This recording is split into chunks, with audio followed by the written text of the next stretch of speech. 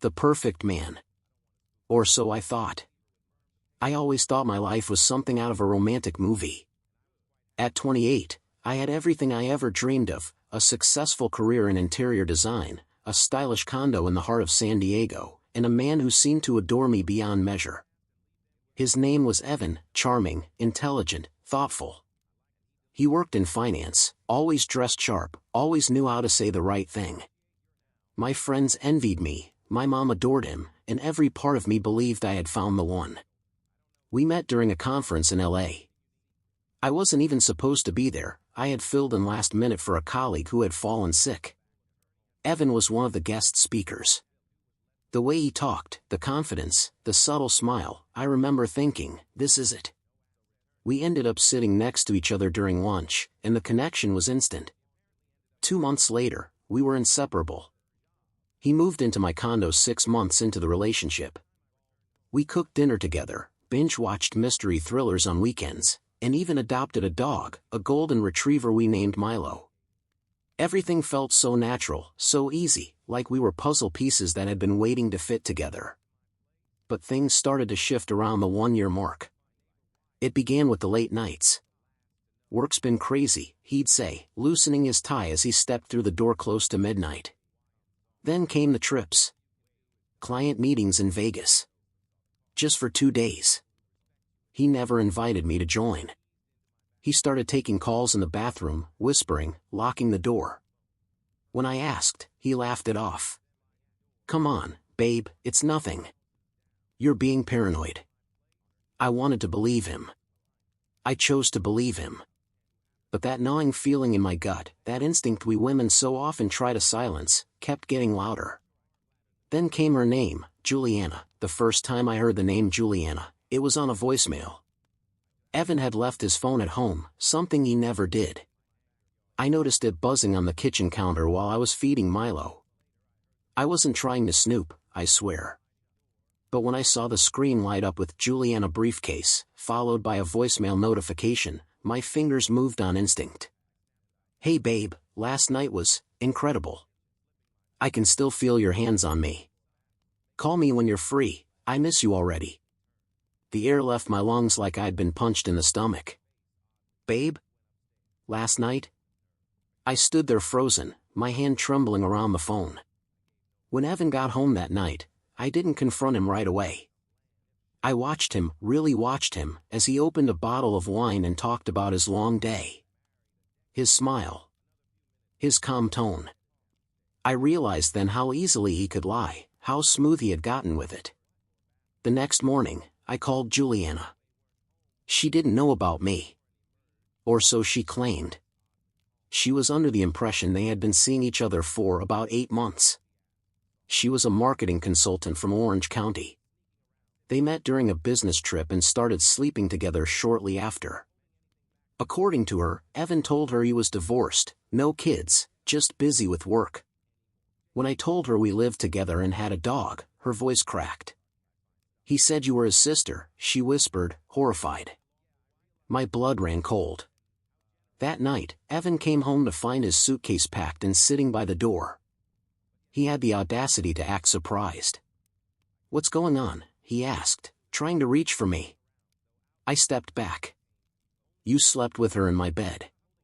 You lied to both of us. And you made me feel crazy for suspecting it."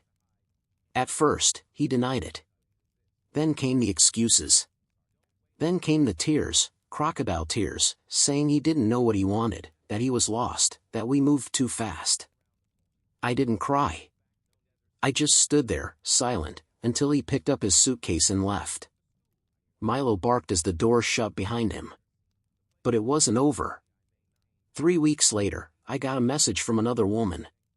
Shall I continue?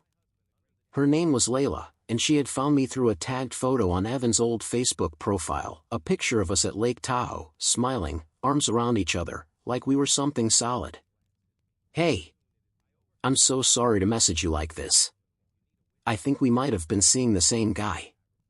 That's how her message started. She went on to tell me that she and Evan had been talking for nearly a year, and that things between them had become intimate only 2 months after they'd met. They met at a conference in Seattle, where Evan gave a presentation about business ethics.